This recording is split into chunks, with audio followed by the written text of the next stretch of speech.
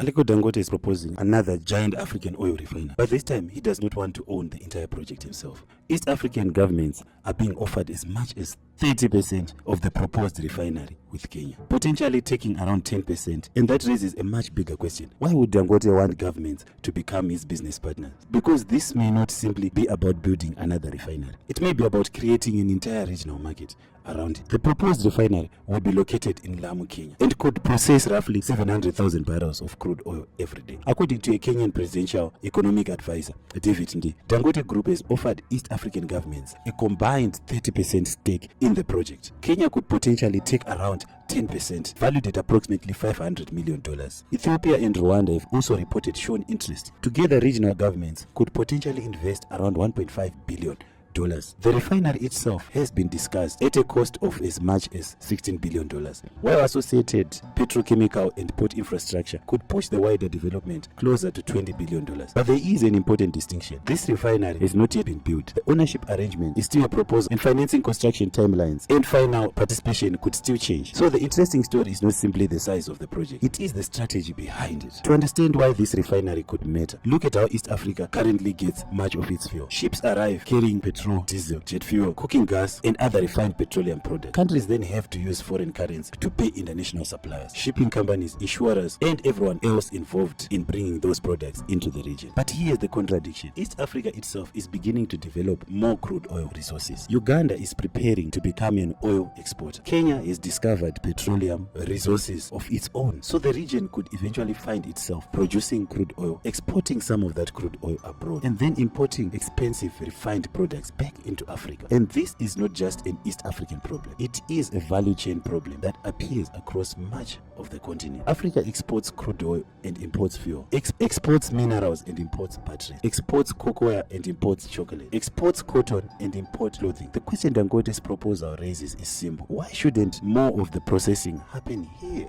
This is where the story becomes much more interesting. Why would Dangote voluntarily give East African governments the opportunity to own 30% of the refinery? The obvious answer is money. A project this large needs enormous capital, but government participation could provide Dangote with something almost as valuable as financing. Customers. A refinery capable of processing 700,000 barrels every day need an enormous market. Kenya alone may not consume everything a refinery could produce, but combine Kenya with Ethiopia, Rwanda, Uganda, South Sudan, Burundi, Tanzania, and parts of the Democratic Republic of Congo, and suddenly the potential market becomes much larger. Now imagine some of those governments are also shareholders. They are no longer simply countries buying fuel from Dangote. They potentially become investors, customers, and strategic partners. They potentially become investors, customers, and strategic partners at the same time.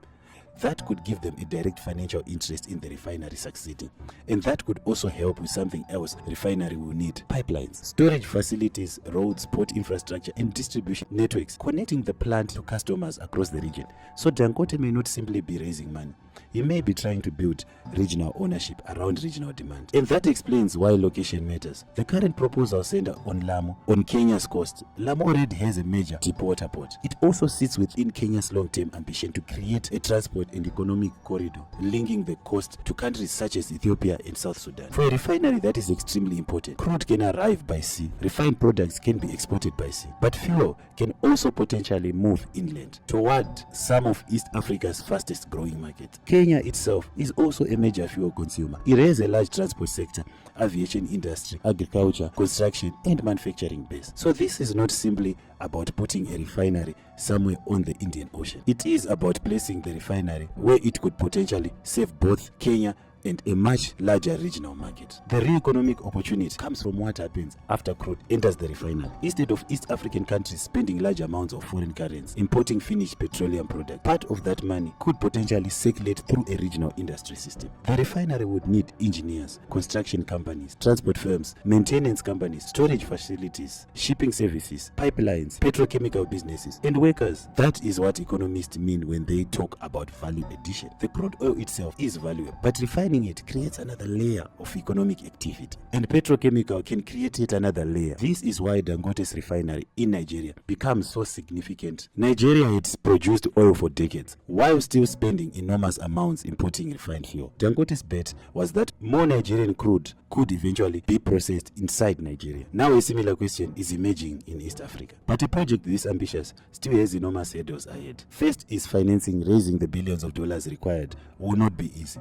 Second, the project still has to move from proposal to actual construction. Third, a 700,000 barrel per day refinery will need reliable crude supply and reliable customers. Uganda is also pursuing its own refinery, which raises questions about how it would fit into the wider regional strategy. And there is another debate governments will have to consider. Should countries invest hundreds of millions of dollars in public money into a refinery when they also need roads, hospitals, schools, and other infrastructure? That is a legitimate question. So this project should not yet be treated as a guaranteed transformation. And this is why Dangote's 30% offer matters. The refinery is only one part of the story. The bigger question is whether East Africa can move from simply buying and selling petroleum to owning more of the infrastructure that processes and distributes it. If that happens, this project would represent something African countries have talked about for decades: producing the resource, processing the resource, and keeping more of its value in Africa.